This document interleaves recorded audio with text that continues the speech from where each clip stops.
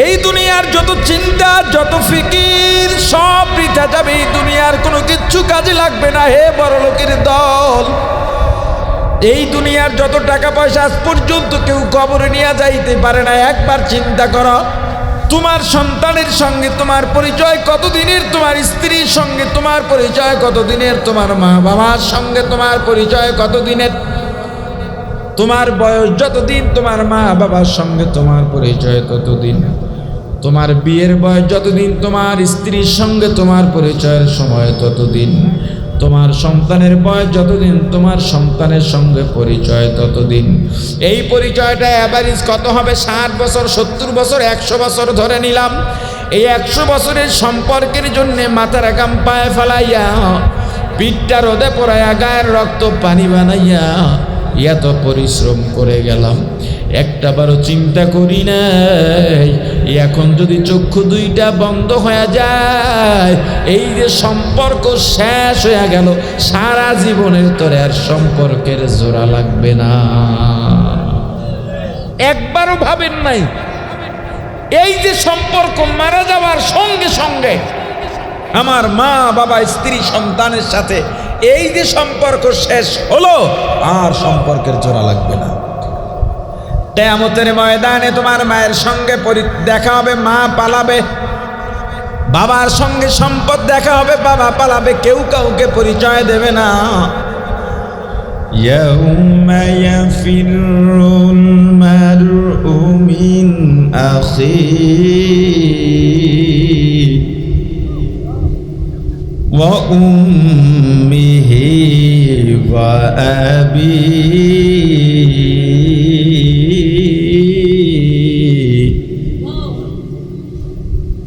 ওয়া সাহিবাতিহি ওয়া বানিহি।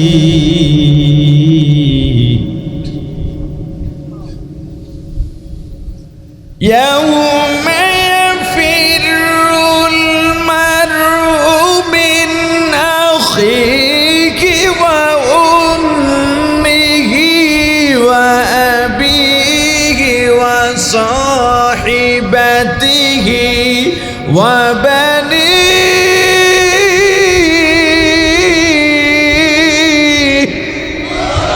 কিয়ামতের ময়দানে ইয়াফিরু ভাগবে, পালাবে।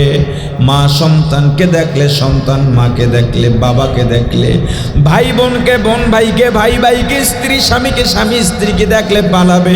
মায়ের সঙ্গে সন্তানের যদি ভুল ক্রমে দেখা হয়েও যায়, সন্তান অনুনয় বিনয় করে বলবে, মা গো তুমি না খাই আমারে খাওয়াইছ, ও মা আমি অসুস্থ হইলে তুমি ঘুমাও নাই, আমি দেশের বাইরে চলে গেলে তুমি সারা রাত দোয়া করছো, মা আমি একটা নেকের অভাবে জাহান্নামে যাইতেছি। মা জবাব দিয়া বলবে, আমি তোকে চিনি না। সন্তান জবাব দিয়া বলবে, মা গো কেন চেনো না? আমার বাবা তো অমুক অমুক, আমার বাবা রাতে ঘরে না ফিরলে রাত্র 3টা পর্যন্ত খানা নিয়ে অপেক্ষা করতা। মা জবাব দিয়া বলবে, কিসের সন্তান, কিসের স্বামী, আমার তো বিয়াই হয় নাই। কার জন্য পাগল হইলাম? যে কোনো সময় মারা যাইতে পারে রে যুবক। ওই যে গত কয়েকদিন আগে খবরে দেখেছো, নৌকা ডুবিতে কতগুলো হিন্দু মানুষ দুনিয়া ছেড়ে বিদায় নিয়ে গেছে। আরে গত বছর তোমার এই নরসিং কি বলে এটা, মোমেন শাহী এলাকায় নেত্রকোনায় মাদ্রাসার ছাত্র শিক্ষক নৌকায় সফর করতে বের হইয়া কতগুলো মানুষ দুনিয়ার থেকে বিদায় হয়ে গেছে। ওরে যুবক, কখন মারা যাব জানি না, তুমিও মারা যাইতে পারো, আমিও মারা যাইতে পারি। কখন যে মারা যাব, কত যুবক মোটর সাইকেল অ্যাক্সিডেন্ট হয়ে মারা যায়। ওরে যুবক চিন্তা কর, কখন মারা যাব আমিও জানি না, তুমিও জানো না। এই দুনিয়াটা একদম মিথ্যা, মিথ্যা। এই দুনিয়ার রং তামাশা কোনো কাজে লাগবে না। এখনো মারা যাইতে পারি, স্টেজ থেকে নাও উঠতে পারি। কলবটা যদি শুদ্ধ করে কবরে না যায়, ওই কবরেও আযাব, মিজানেও আযাব, পুলসিরাতেও আযাব। জাহান্নামের আগুন বড় কঠিন। তুমি চিন্তা করবা, তোমাকে বুঝি কেউ পার করে নেবে না। তোমার কলব নিয়ে তুমি কবরে যাও, তোমার আমল নিয়ে তুমি কবরে যাও, তোমার আত্মশুদ্ধি নিয়ে তুমি কবরে যাও, তোমার সুন্নতের আমল নিয়ে তুমি কবরে যাও। আমার প্রশ্ন তোমার জবাব দেওয়া লাগবে না, তোমার প্রশ্নের জবাব আমিও দেব না, তোমার জবাব তোমার দেওয়া লাগবে, আমার জবাব আমার দেওয়া লাগবে। কিয়ামতের ময়দানে হযরত ইব্রাহিম আলাইহিস সালাতু ওয়াস সালাম তার বাবাকে দেখবেন একেবারে বড় কঠিন অবস্থায় আছে, বিবর্ণ অবস্থায় আছে, দেখে বড় কষ্ট লাগবে। রাগ করে বলবেন, আপনাকে দুনিয়ার মধ্যে আমি বারবার বলেছিলাম ঈমান আনতে, আপনি আনেন নাই, আমার কথা শুনেন নাই, মানেন নাই। পয়গম্বর ইব্রাহিমের বাবা বলবেন, আজকে তুমি যা বলবা তাই শুনবো। আল্লাহর কাছে গিয়া পয়গম্বর ইব্রাহিম বলবেন, আল্লাহ আপনি ওয়াদা করেছিলেন, আপনার প্রতিশ্রুতি ছিল আমি যা চাইব কিয়ামতের ময়দানে তা দেবেন। আল্লাহ আমার বাবা বিবর্ণ অবস্থায় আছে, এই অবস্থায় থাকলে আমার ইজ্জতের ব্যাপার। আল্লাহ ডাক দেয়া বলবেন, পয়গম্বর আমি কোনো মুশরিককে ক্ষমা করব না। পয়গম্বরের মতো মানুষ কিয়ামতের ময়দানে বাবার কাজে আসে নাই। ছেলে পয়গম্বর খলিলুল্লাহ কোনো কাজে আসে নাই কিয়ামতের ময়দানে। কিয়ামতের ময়দানে দুনিয়ার কোনো মাল দৌলতের দাম নাই, ইল্লা বিকলবিন সালিম, একটা শুদ্ধ কলবের দাম। কারণ কি শুদ্ধ কলবের দাম কেন? শুদ্ধ কলব কাকে বলে? কলবের রং কেমন? আচ্ছা বলেন তো, জানা আছে আপনাদের কলবের রং কি? পানির রং কেমন বলেন? বলেন না রে ভাই। দুধের রং? দুধ আর পানি দেখতে একরকম, তাহলে পানি সাদা হয় কেমন? পানির নিজস্ব কোনো রং নাই। পানির মধ্যে লাল রং দিলে পানিটা লাল হয়ে যায়, পানির মধ্যে কালো রং দিলে পানিটা কালো হয়ে যায়, পানির মধ্যে নীল রং দিলে পানি নীল হয়ে যায়। তদ্রূপভাবে কলবের নিজস্ব কোনো রং নাই। যদি একটা গুনাহ করে কলবের মধ্যে একটা গুনার দাগ পড়ে যায়, দুইটা গুনাহ করলে কলবের মধ্যে গুনার দুইটা দাগ পড়ে যায়। যদি 4টা 10টা গুনাহ করতেই তাকে কলবটা গুনায় গুনায় গুনায় গুনায় কালো হয়ে যায়। গুনার রং হলো কালো। কেমন রং? জোরে বলেন। যারা হজে গিয়েছেন, বাইতুল্লাহ তাওয়াফ করার সময় যেই বরাবর দাঁড়ায় তাওয়াফ শুরু করি, বাইতুল্লাহর ওই কোণায় একটা পাথর আছে, নাম কি বলেন না? এই পাথরটা দেখতে কেমন বলেন? কিন্তু এই পাথরটা আল্লাহ রাব্বুল আলামিন জান্নাত থেকে সরাসরি পাঠাইছেন। এটা জান্নাতের সরাসরি পাথর। আল্লাহ যখন পাঠাইছিলেন তখন ধবধবে সাদা ছিল, কালো কেন হলো? আমার রাসূল বলেন, উম্মত যখন এই পাথরের মধ্যে চুমা দেয়, পাথর উম্মতের গুনাহ টেনে নেয়, উম্মতের গুনাহ টেনে নিতে নিতে পাথরটার রং কালো হয়ে গেছে। তাহলে গুনার রং কি? এখন যারা হজে যাবেন, এই চুমা দেওয়ার জন্য পাথরে এদিক থেকে দিয়া নাক টাক ফাড়াইয়ের না, কারণ ওটা আপনার মুআল্লিম আপনাকে বলে দেবে। যখন তুমি দূর থেকে এসে দোয়া পড়বা, হাতে চুম্বন করবা, তাতেই পাথরে চুমা দেওয়া হবে। তোমার গুনাহ নেওয়ার মতো তুমি লোক যদি হও, দূর থেকে ইশারায় হাতে চুমা দিলেই গুনাহ নিয়ে যাবে। আর গুনাহ টেনে নেওয়ার মতো লোক যদি তুমি না হও, তাহলে ওখানে ঠোঁট ঘষা চামড়া উঠায় ফেলাইলেও গুনাহ যাবে না। ওখানে গিয়ে আবেগ ধরে রাখতে পারে না। যখন জামরায় গিয়া পাথর মারে, মাঝে মাঝে 2-1টা ভিডিও বের হয়, শয়তান মারে লাইব, অথচ জোরে পাথর মারলে শয়তান আরো খুশি হয়। নিয়ম যেটা সেটা মানলেই শয়তান কষ্ট পায়। ওখানে গিয়া ছোট্ট করে পাথর মারা, উদ্দেশ্য হলো ওই পিলারটা একটু লেগে পাথরটা যেন নিচে পড়ে যায়, আস্তে মারা। জোরে মাইরা ওটাও তো পাথর, আইসা কত মানুষের নাকে পড়ে। এটা মনে রাখবেন, আল্লাহ সবাইকে হজ করার তৌফিক দান করে। এটা মজার ব্যাপার, মজার জায়গা এটা। আমি নিয়ত করেছি এই দেশের গরিবদেরকে 200 টাকায় হজ করাবো, আল্লাহ যেন কবুল করেন। ঘোষণা দেব আগামী 1 মাসের মধ্যে, এই দরদ থেকে। কারণ ওই জায়গাটা এমন একটা জায়গা, আপনি নবীজির রওজার সামনে দাঁড়াইলে আল্লাহর কসম করে বলি, আপনি যত পাথর হৃদয়ের মানুষ হন না কেন, ওখানে দাঁড়াইলে আপনি মাটির মানুষ হয়ে যাবেন। আপনি রিয়াজুল জান্নায় যদি কোনো মতে দাঁড়ায় 2 রাকাত নামাজ আদায় করতে পারেন, আপনার কাছে মনে হবে এই পৃথিবীর সব থেকে ভালো 2 রাকাত নামাজ, আমার জীবনের সেরা 2 রাকাত নামাজ এখানে পড়লাম। আপনি যখন বাইতুল্লাহ দেখবেন, জীবনে বাইতুল্লাহ দেখিনি, এই সামনের থেকে ছবিতে দেখেছি, আরে এটা তো একটা ইট পাথরের ঘর মাত্র, কিন্তু আল্লাহর হুকুম তো বাইতুল্লাহ কি, কথা বলে না, বাইতুল্লাহ কি। এখানে উত্তম হলো, মাসালা হলো, যখন বাইতুল্লাহ প্রথম কেউ দেখতে যায় বা যখনই তুমি হজ করতে যাইবা, দূর থেকে বাইতুল্লাহর দিকে তালাশ করতে করতে আসবা না, একেবারে যখন চত্বরে নামবা, তখন তুমি মাতাফে যখন নামবা, তখন তুমি তাকাও এবং একটা দোয়া আছে, দোয়াটা পড়ো। এত মজা লাগে, জীবনে এত শান্তি অনুভব হয়। তাওয়াফ যারা করে, এত কষ্ট করে তাওয়াফ করে, এত মানুষের ভিড়, এরপরে যারা দোতলা দিয়া করে, 3 তালা দিয়া করে, তাদের কষ্টের তো শেষ নাই। এরপরে যখন আপনি তাওয়াফ শেষে 2 রাকাত নামাজ আদায় করেন, এই একটু এত পরিশ্রম, 1 গ্লাস 1 টাইম গ্লাসের জমজমের পানি আপনি পান করবেন, আপনার কাছে মনে হবে পৃথিবীর সব ক্লান্তি আমার এই জায়গায় শেষ। এই জায়গাটায় প্রত্যেকটা মুসলমানের যাওয়ার একটা বাসনা থাকে কিনা, কথা বলেন, আল্লাহ কবুল করেন। তোর গুনার রং কি বলছিলাম, অন্তরের নিজস্ব কোনো রং, গুনাহ করতে করতে গুনার রং ধরে। যদি নেকের কাজ করি, কলবের মধ্যে নেকের রং ধরে। এই গুনার রং বাদ দিয়া নেকের রং যদি ধরাইতে হয়, কলব কখনো নিজে নিজে শুদ্ধ করা যায় না। কলব শুদ্ধ করার জন্য শিক্ষক লাগে, কি লাগে? হাজী ইমদাদুল্লাহ মুহাজির মক্কি রহমতুল্লাহ আলাইহি এমন একজন বুজুর্গের নাম, হাজী ইমদাদুল্লাহ মুহাজির মক্কি রহমতুল্লাহ আলাইহির নাম শুনছেননি? হাজী কেন বলি তাকে? হাজী ইমদাদুল্লাহ মুহাজির মক্কি রহমতুল্লাহ আলাইহি, যার ফতুয়ার কিতাব দারুল উলুম দেওবন্দের ইফতা বিভাগে গুরুত্বের সঙ্গে ছাত্রদেরকে তামরিন করানো হয়। অথচ হাজী ইমদাদুল্লাহ মুহাজির মক্কি কোন ক্লাস পর্যন্ত পড়েছেন জানা আছে আপনাদের? মাত্র কাফিয়া পড়েছেন। হাজী ইমদাদুল্লাহ মুহাজির মক্কি সবসময় আল্লাহর কাছে দোয়া করতেন, আল্লাহ আমার একটু হজ করান, একটু মদিনায় নিয়ে যান, বাইতুল্লাহ নিয়ে যান।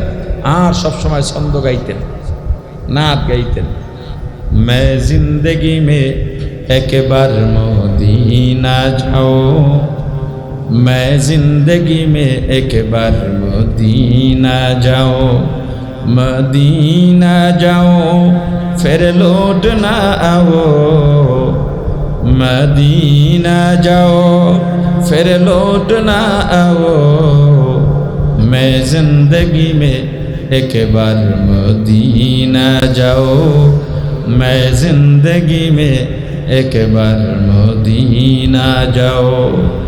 बार बार बार बार হাজার বার লক্ষ বার আল্লাহর কাছে বলতে বলতে আল্লাহ এমনভাবে হাজী সাহেবের দোয়া কবুল করেছেন, পরবর্তী জীবনটা তিনি মক্কা মদিনায় কাটাইছেন, নামের সঙ্গে হাজী শব্দ স্থায়ী হয়ে গেছে।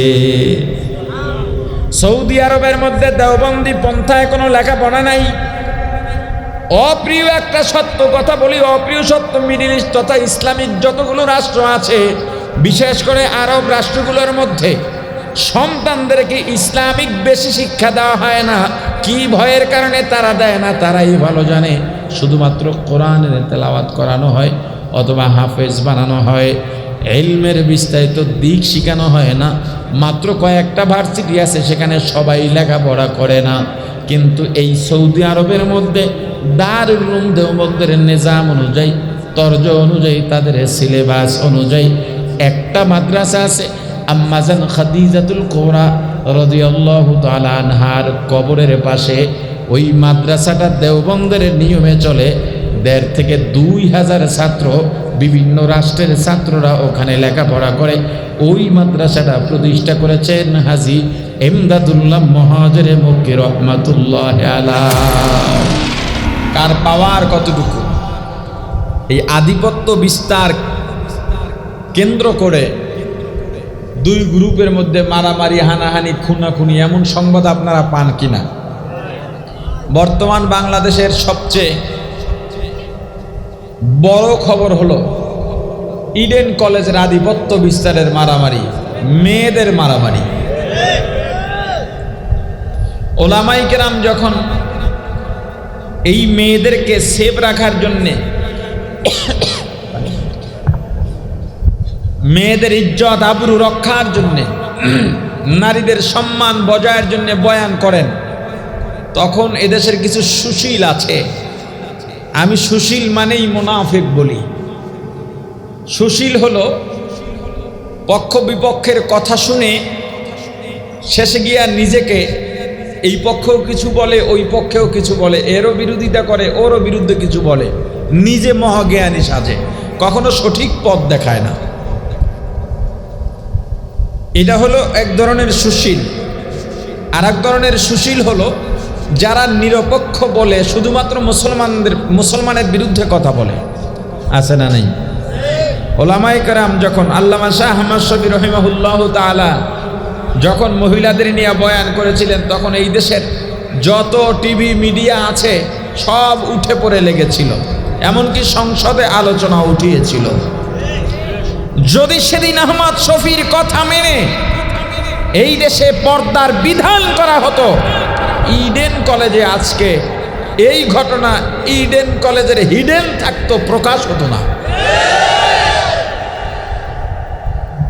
আমি তাদের বিষোদ্গার করছি না, পেপারে দেখছি আজকে পড়ালেখা শেষ করার পরেও 8-9 বছর এখানে থেকে হল দখল করা, টাকা চাঁদাবাজি করা মেয়েরা, এইটা কি মেয়েদের কাজ? কথা বলেন। এদের ঘরে এখন 2-3-4 বাচ্চা থাকার কথা ছিল, এরা নাকি এক একজন অনেক বয়স, অনেকে বলে আর কি ব্যঙ্গ করে বলে বুড়ি হয়ে গেছে। এই যে এত আধিপত্য, এত ক্ষমতার দাপট, এটা কিয়ামতের ময়দানে কোনো কাজে লাগবে না। কিছু মাস্তান আছে বলে আমাকে চেনো, আমি কার লোক।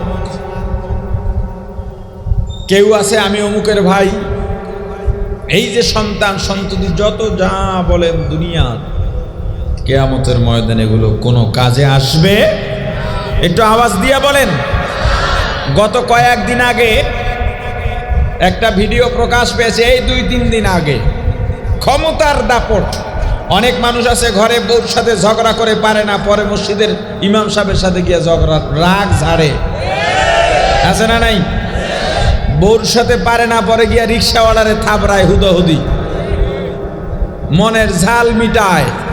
মসজিদের এসি বন্ধ করতে একটু দেরি হয়েছে, সভাপতি মসজিদের কামরায় নিয়া খাদেম সাহেবকে 5-7-10 মিনিট ধরে মেরেছে, মানে এটা পৈশাচিক কায়দায় অত্যাচার করেছে।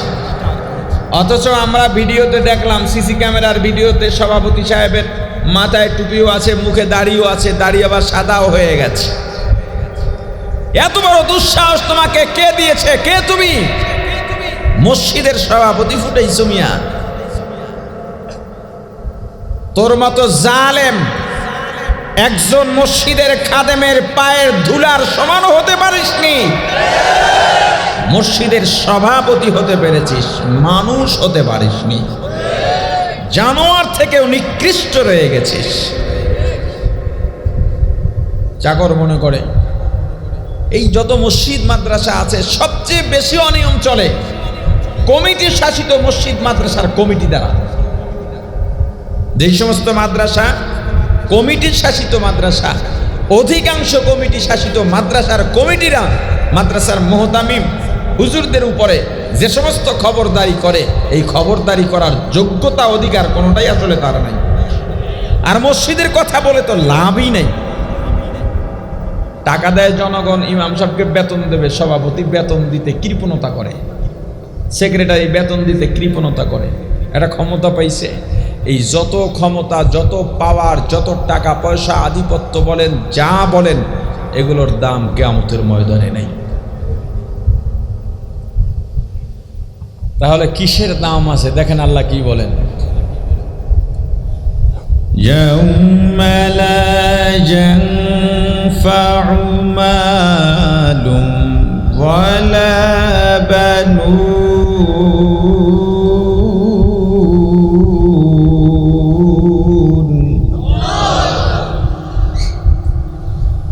إلا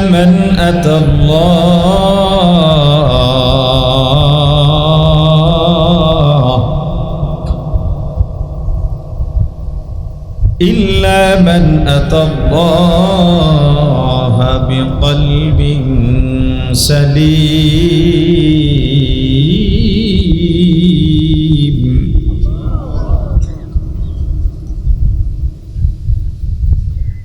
يوم لا ينفع مال ولا بنون إلا من أتى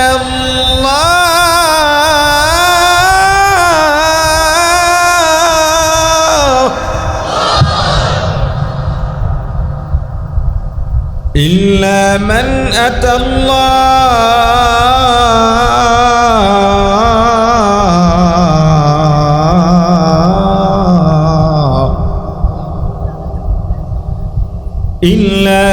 أتى الله بقلب سليم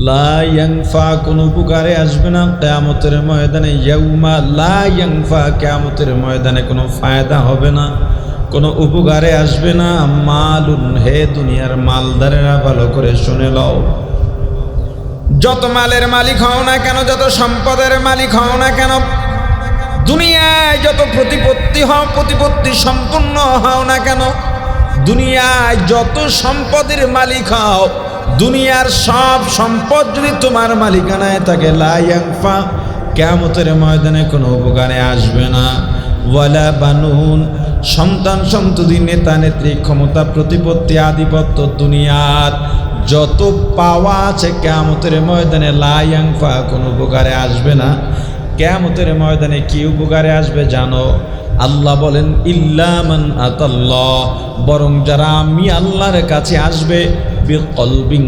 সালিম একটা শুদ্ধ কলব নিয়ে আসবে তাদের দামই আমি আল্লাহর কাছে সবথেকে বেশি কিয়ামতের ময়দানে দুনিয়ার কোনো মাল দৌলতের দাম নাই ইল্লা বিকলবিন সালিম একটা শুদ্ধ কলবের দাম কারণ কি শুদ্ধ কলবের দাম কেন শুদ্ধ কলব কাকে বলে কলবের রং কেমন আচ্ছা বলেন তো জানা আছে আপনাদের কলবের রং কি পানির রং কেমন বলেন না রে ভাই দুধের রং দুধ আর পানি দেখতে একরকম তাহলে পানি সাদা হয় কেমন পানির নিজস্ব কোনো রং নাই পানির মধ্যে লাল রং দিলে পানিটা লাল হয়ে যায় পানির মধ্যে কালো রং দিলে পানিটা কালো হয়ে যায় পানির মধ্যে নীল রং দিলে পানি নীল হয়ে যায় তদ্রূপভাবে কলবের নিজস্ব কোনো রং নাই যদি একটা গুনাহ করে কলবের মধ্যে একটা গুনার দাগ পড়ে যায় দুইটা গুনাহ করলে কলবের মধ্যে গুনার দুইটা দাগ পড়ে যায় যদি 4টা 10টা গুনাহ করতেই তাকে কলবটা গুনায় কালো হয়ে যায় গুনার রং হলো কালো কেমন রং জোরে বলেন যারা হজে গিয়েছেন বাইতুল্লাহ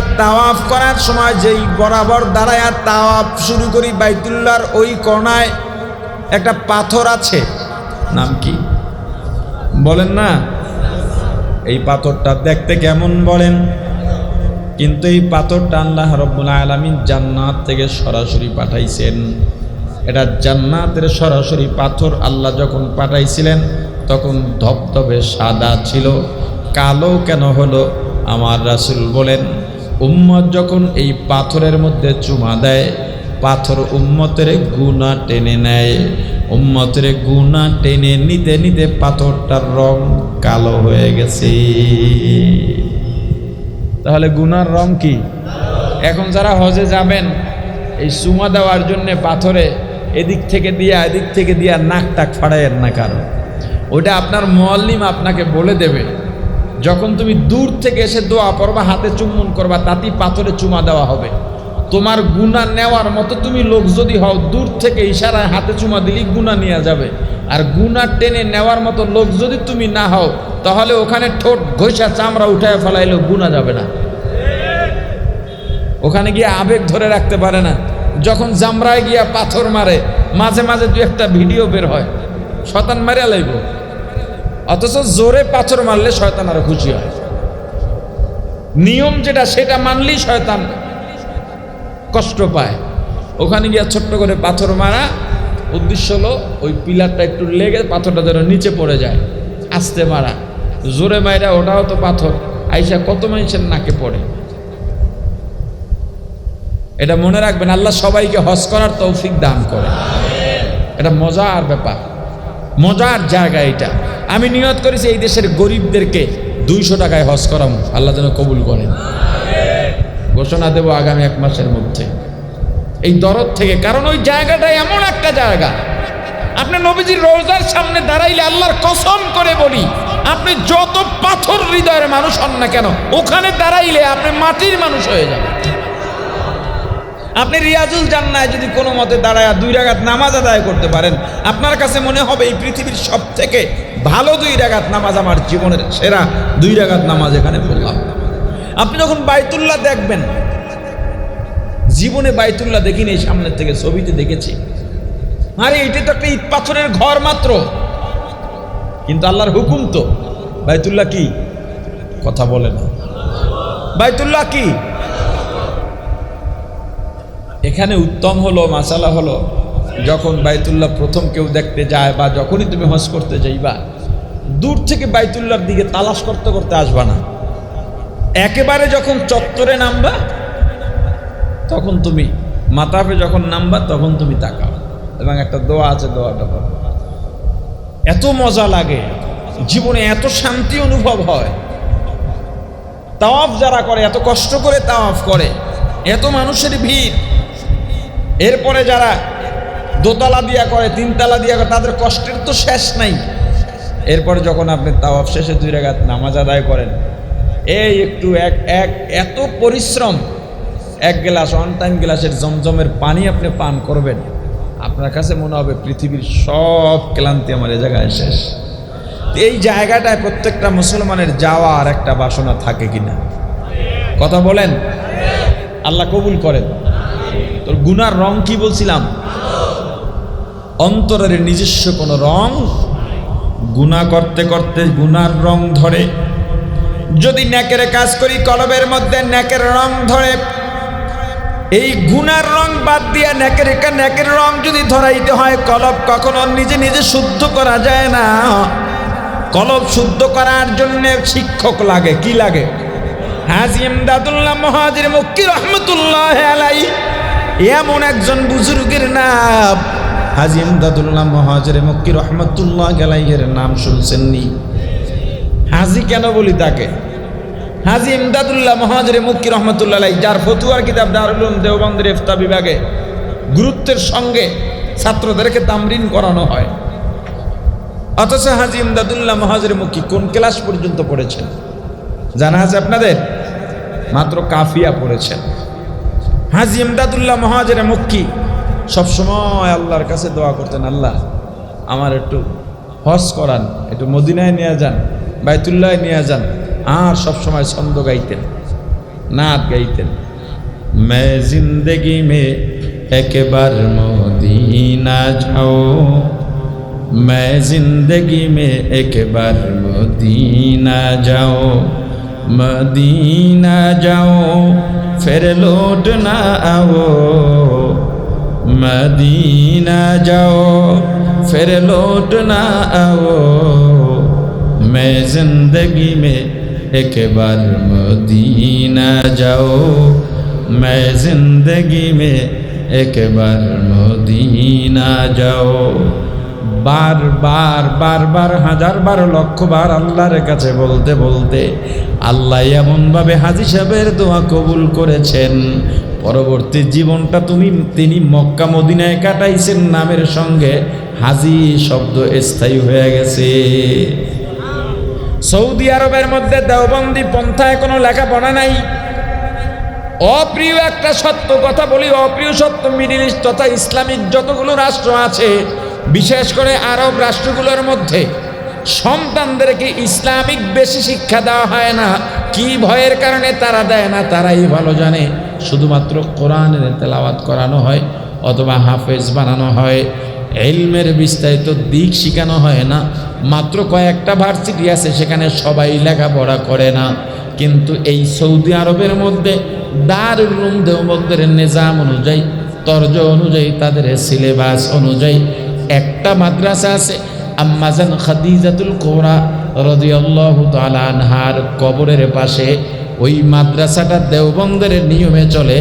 ১,৫০০ থেকে ২,০০০ ছাত্র, বিভিন্ন রাষ্ট্রের ছাত্ররা ওখানে লেখাপড়া করে। ওই মাদ্রাসাটা প্রতিষ্ঠা করেছেন হাজী ইমদাদুল্লাহ মুহাজিরে মক্কি রহমাতুল্লাহি আলাইহি। হাজী ইমদাদুল্লাহ মুহাজিরে মক্কি রহমাতুল্লাহি আলাইহি কাফিয়ার ক্লাস করতেছেন। উস্তাদ সবকের মাঝেই ইসলাম সম্পর্কে আলোচনা করে বললেন, অন্তর পরিষ্কার করা ছাড়া কোনোভাবেই কিয়ামতের ময়দানে নাজাত পাওয়ার সুযোগ নাই।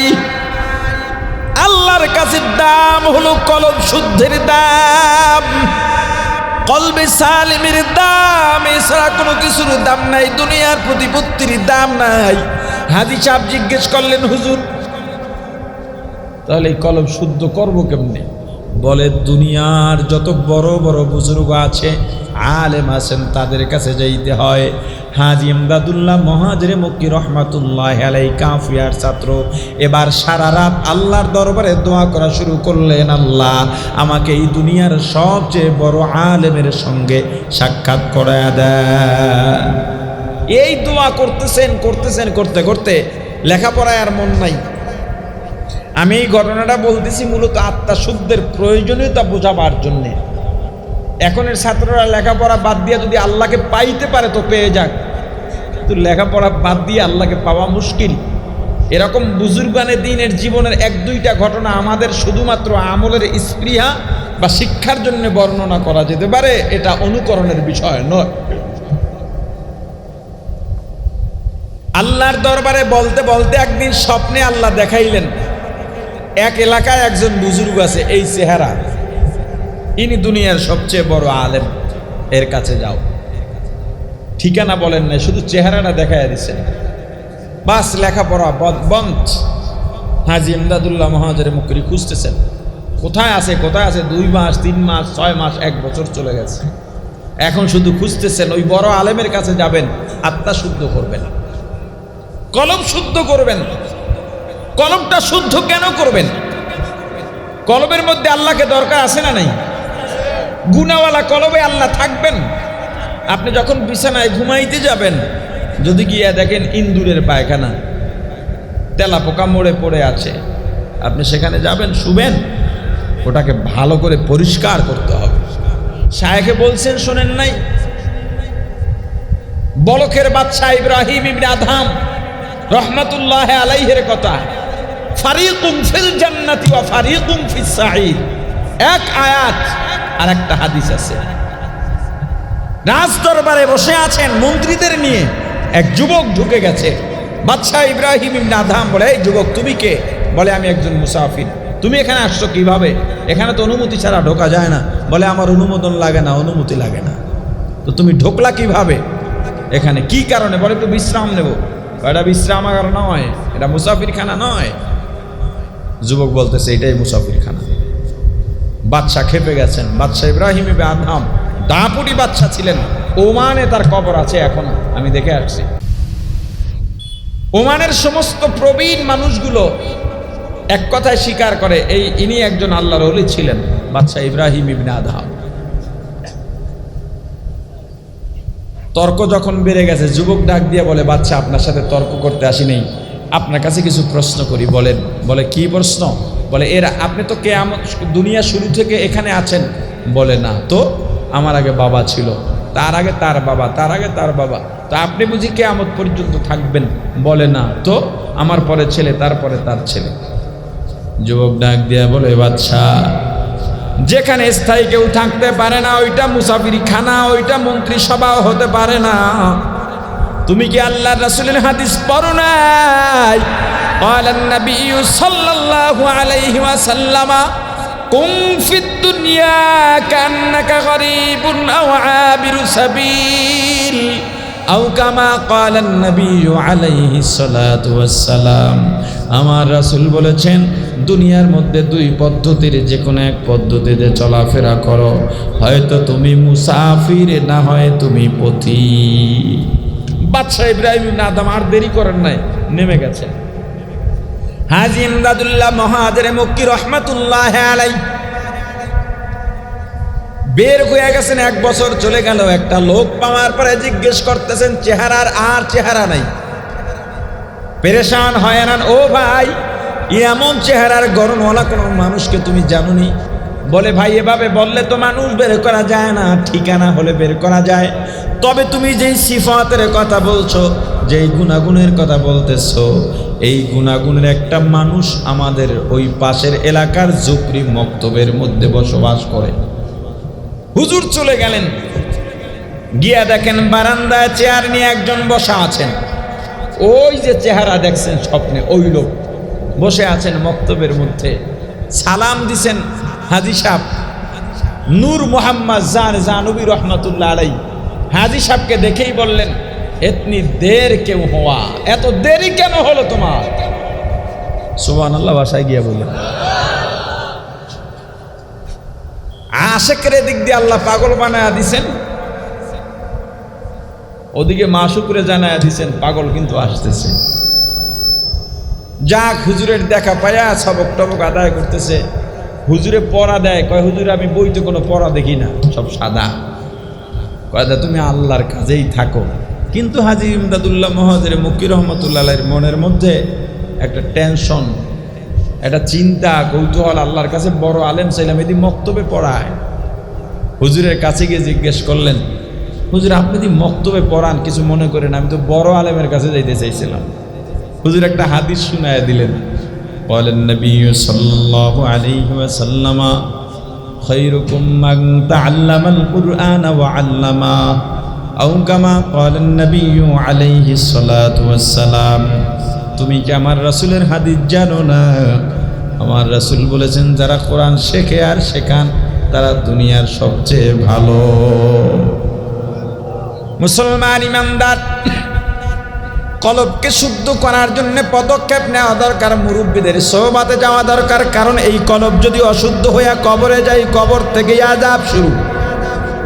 এই দুনিয়ার যত চিন্তা, যত ফিকির সব বৃথা যাবে। এই দুনিয়ার কোনো কিচ্ছু কাজে লাগবে না। হে বড় লোকের দল, এই দুনিয়ার যত টাকা পয়সা আজ পর্যন্ত কেউ কবরে নিয়ে যাইতে পারে না। একবার চিন্তা করো, তোমার সন্তানের সঙ্গে তোমার পরিচয় কতদিনের, তোমার স্ত্রীর সঙ্গে তোমার পরিচয় কতদিনের, তোমার মা বাবার সঙ্গে তোমার পরিচয় কতদিনের, তোমার বয়স যতদিন তোমার মা বাবার সঙ্গে তোমার পরিচয় ততদিন, তোমার বিয়ের বয়স যতদিন তোমার স্ত্রীর সঙ্গে তোমার পরিচয়ের সময় ততদিন, তোমার সন্তানের বয়স যতদিন তোমার সন্তানের সঙ্গে পরিচয় ততদিন। এই পরিচয়টা অ্যাভারেজ কত হবে? 60 বছর, 70 বছর, 100 বছর ধরে নিলাম। এই 100 বছরের সম্পর্কের জন্যে মাথার ঘাম পায়ে ফেলাইয়া, পিঠটা রোদে পড়াইয়া, গায়ের রক্ত পানি বানাইয়া এত পরিশ্রম করে গেলাম, একটাবারও চিন্তা করি নাই এখন যদি চক্ষু দুইটা বন্ধ হয়ে যায়, এই যে সম্পর্ক শেষ হয়ে গেল, সারা জীবনের তোরে আর সম্পর্কের জোড়া লাগবে না। একবারও ভাবেন নাই এই যে সম্পর্ক মারা যাওয়ার সঙ্গে সঙ্গে আমার মা বাবা স্ত্রী সন্তানের সাথে এই যে সম্পর্ক শেষ হলো, আর সম্পর্কের জোড়া লাগবে না। কিয়ামতের ময়দানে তোমার মায়ের সঙ্গে দেখা হবে, মা পালাবে। বাবার সঙ্গে সম্পদ দেখা হবে, বাবা পালাবে। কেউ কাউকে পরিচয় দেবে না। ইয়াউমা ইয়াফিরুল মারউ মিন আখিহি ওয়া উম্মিহি وأبيه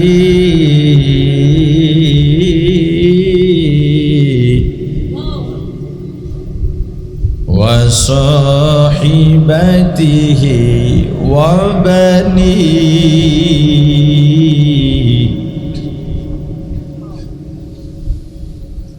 يوم يفر المرء من أخيه وأمه وأبيه وصاحبته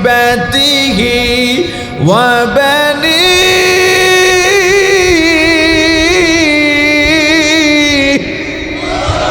কিয়ামতের ময়দানে ইয়াফিরু ভাগবে পালাবে মা সন্তানকে দেখলে সন্তান মাকে দেখলে বাবাকে দেখলে ভাই বোনকে বোন ভাইকে ভাই ভাইকে স্ত্রী স্বামীকে স্বামী স্ত্রীকে দেখলে পালাবে মায়ের সঙ্গে সন্তানের যদি ভুল ক্রমে দেখা হয়েও যায় সন্তান অনুনয় বিনয় করে বলবে মা গো তুমি না খাই আমারে খাওয়াইছ ও মা আমি অসুস্থ হইলে তুমি ঘুমাও নাই আমি দেশের বাইরে চলে গেলে তুমি সারা রাত দোয়া করছো মা আমি একটা নেকের অভাবে জাহান্নামে যাইতেছি মা জবাব দিয়া বলবে আমি তোকে চিনি না সন্তান জবাব দিয়া বলবে মা গো কেন চেনো না আমার বাবা তো অমুক অমুক আমার বাবা রাতে ঘরে না ফিরলে রাত্র 3টা পর্যন্ত খানা নিয়ে অপেক্ষা করতা মা জবাব দিয়া বলবে কিসের সন্তান কিসের স্বামী আমার তো বিয়াই হয় নাই কার জন্যে পাগল হইলাম যে কোনো সময় মারা যাইতে পারে রে যুবক ওই যে গত কয়েকদিন আগে খবরে দেখেছো নৌকা ডুবিতে কতগুলো হিন্দু মানুষ দুনিয়া ছেড়ে বিদায় নিয়ে গেছে আরে গত বছর তোমার এই নরসিং কি বলে এটা মোমেন শাহী এলাকায় নেত্রকোনায় মাদ্রাসার ছাত্র শিক্ষক নৌকায় সফর করতে বের হইয়া কতগুলো মানুষ দুনিয়ার থেকে বিদায় হয়ে গেছে ওরে যুবক কখন মারা যাব জানি না তুমিও মারা যাইতে পারো আমিও মারা যাইতে পারি কখন যে মারা যাব কত যুবক মোটর সাইকেল অ্যাক্সিডেন্ট হয়ে মারা যায় ওরে যুবক চিন্তা কর কখন মারা যাব আমিও জানি না তুমিও জানো না এই দুনিয়াটা একদম মিথ্যা মিথ্যা এই দুনিয়ার রং তামাশা কোনো কাজে লাগবে না এখনো মারা যাইতে পারি স্টেজ থেকে নাও উঠতে পারি কলবটা যদি শুদ্ধ করে কবরে না যায় ওই কবরেও আযাব মিজানেও আযাব পুলসিরাতেও আযাব জাহান্নামের আগুন বড় কঠিন তুমি চিন্তা করবা তোমাকে বুঝি কেউ পার করে নেবে না তোমার কলব নিয়ে তুমি কবরে যাও তোমার আমল নিয়ে তুমি কবরে যাও তোমার আত্মশুদ্ধি নিয়ে তুমি কবরে যাও তোমার সুন্নতের আমল নিয়ে তুমি কবরে যাও আমার প্রশ্ন তোমার জবাব দেওয়া লাগবে না তোমার প্রশ্নের জবাব আমিও দেব না তোমার জবাব তোমার দেওয়া লাগবে আমার জবাব আমার দেওয়া লাগবে কিয়ামতের ময়দানে হযরত ইব্রাহিম আলাইহিস সালাতু ওয়াস সালাম তার বাবাকে দেখবেন একেবারে বড় কঠিন অবস্থায় আছে বিবর্ণ অবস্থায় আছে দেখে বড় কষ্ট লাগবে রাগ করে বলবেন আপনাকে দুনিয়ার মধ্যে আমি বারবার বলেছিলাম ঈমান আনতে আপনি আনেন নাই আমার কথা শুনেন নাই মানেন নাই পয়গম্বর ইব্রাহিমের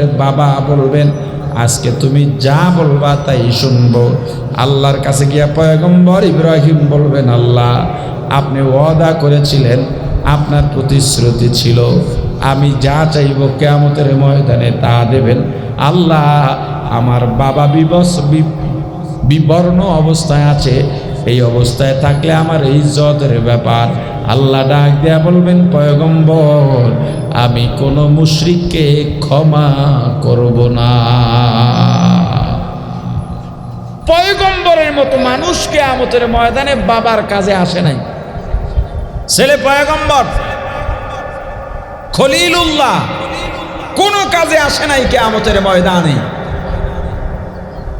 কাজে আসবে ঈমানের সঙ্গে তোমার নেককার সন্তান তুমিও যদি নেককার হও মুশরিক যদি না হও ঈমানে যদি শিরিক না থাকে আমলে যদি বেদাত না থাকে কি বলছি ঈমানে যদি শিরিক না থাকে আমলে যদি বেদাত না থাকে তোমার মতো ঈমানদার নেককার সন্তান দিয়া উপকৃত হইবা। মাদ্রাসার একটা ছাত্র, যেই ছেলেটা মাদ্রাসায় লেখাপড়া করে ওর কলব পুরা সাফ, ওর কলবে কোনো গুনাহ নাই, কারণ ও মিথ্যা বলে না। ও যতদিন আল্লাহকে ডেকেছে আমাদের ততদিন ততটা নিঃশ্বাস হয় নাই। মাদ্রাসার ছেলে যতবার দরুদ পড়েছে আমি ততবার আমার বাবাকেও ডাকি নাই, আমি ততবার আমার মাকেও ডাকি নাই। মাদ্রাসার ছাত্র মিথ্যা বলে না, প্রতারণা করে না, কাউকে ধোঁকা দেয় না, রাত ঘুমাইয়া পার করে না, শেষ রাতে উঠে নামাজে দাঁড়িয়ে যায়। ও আল্লাহর কাছে কাঁদে, এই জাতির জন্যে কাঁদে, মা বাবার জন্যে কাঁদে। ও 1000 বার তেলাওয়াত করেছে, ও 1000 বার আল্লাহর সঙ্গে কথা বলেছে, ও পবিত্র অবস্থায় থাকে, ও ইস্তিনজাত থেকে বের হয়েই দরুদ পড়ে, ওযু করে, ও যখন যে কাজ করে বিসমিল্লাহ বলে শুরু করে, ও সুন্নত তরিকায় চলে, ও মুরব্বীদের সাথে বেয়াদবি করে না, ও ছোটদেরকে মারে না, ও মানুষের বাড়ির কোনো কিছু চুরি করে না, ওর চেয়ে নেককার আর হতে পারে না, ওর চেয়ে সলিড মানুষ হতে পারে না। এমন ছেলের বাবা যে সেই তো সফল। গুন্ডার বাবা হইছ রে বাবা, তোমার ছেলে মাস্তানি করে এলাকায়, তোমার ছেলে মাদকের ব্যবসা করে, আত্মা শুদ্ধ হবে কেমনে? এই এলাকার সমস্ত মানুষ, আমি আলোচনা বেশি করব না, আমার অধিক রাত করে আলোচনার কোনো অভ্যাস নাই, জোর করে কথা বলতেছি। আবার ঢাকা যেতে হবে, আগামীকাল আবার মাহফিল আপনাদের এদিকে, এই যে মার্কাজ মসজিদের সামনে।